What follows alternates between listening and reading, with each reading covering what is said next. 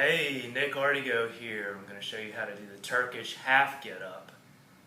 It's a great exercise for shoulder stability, abdominal strength, and total body coordination. So what you want to do is start off in a position lying down, and we're going to use a kettlebell, and I'm going to show you how to use a kettlebell safely. You want to lie down on your side, your elbows tucked in. I'm going to place the bottom hand on it first. Grab the handle of the kettlebell.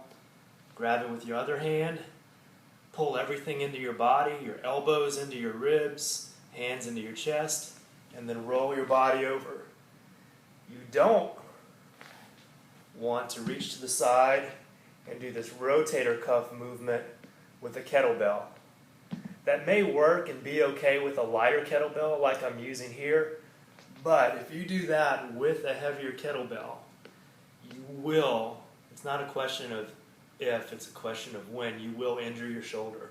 So from here, grab it in close, turn with it, push the arm straight up. So I have it in my right hand. I'm going to place my right foot close to my right hip and out to the side a little. So my right leg is angled about 45 degrees away from the midline of my body.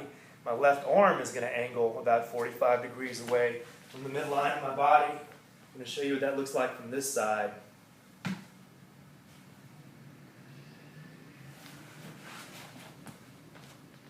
From there, arms are angled out, legs angled out, and my elbow straight, completely straight. So my elbow is straight, and you may even call it locked, even though that's a bad word in fitness circles these days. We're going to lock the elbow because the elbow is much more suited. It will compress the elbow if we lock it. But the elbow is much more suited to take compression than our shoulder is to handling the instability of keeping the elbow bent.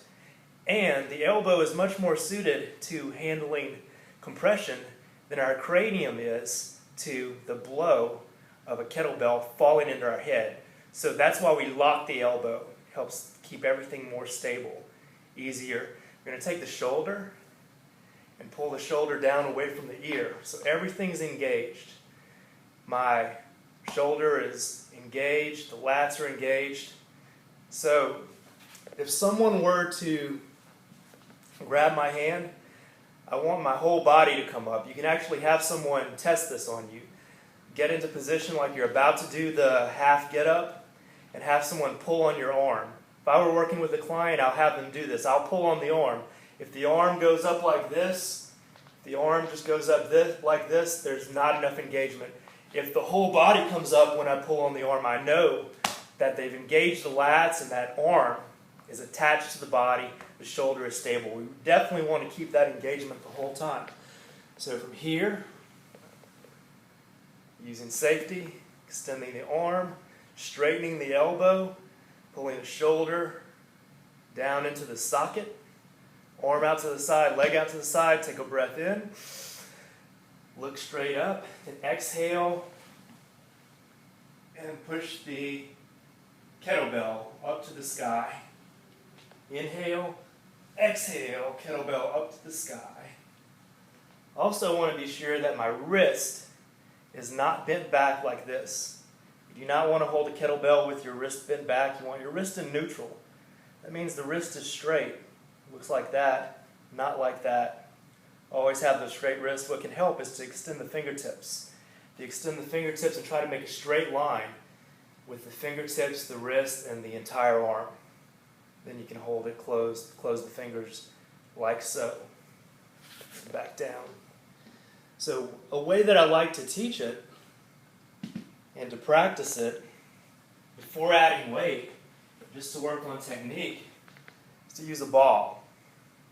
So this ball, you need a ball that is so big that you can't palm it, but it's very light, like a basketball or a bigger ball than a basketball if you can palm a basketball. Everything is the same, except I'm just pushing the ball up toward the sky. The reason I like the ball, rather than a light dumbbell, is because with the light dumbbell, there's a tendency to shift the arm forward and cheat. And you don't want to develop the habit. You know, if I have just a 5-pound dumbbell, I can have this habit where I let the arm go forward.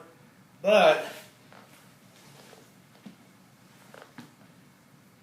if I use a heavier weight and I let this arm go forward, you see what quickly happens. I've got to push the weight directly up to the sky, and the ball reinforces that movement pattern without the danger of the excess weight and injury. So if you got any benefit from this video, let me know. Leave a comment below.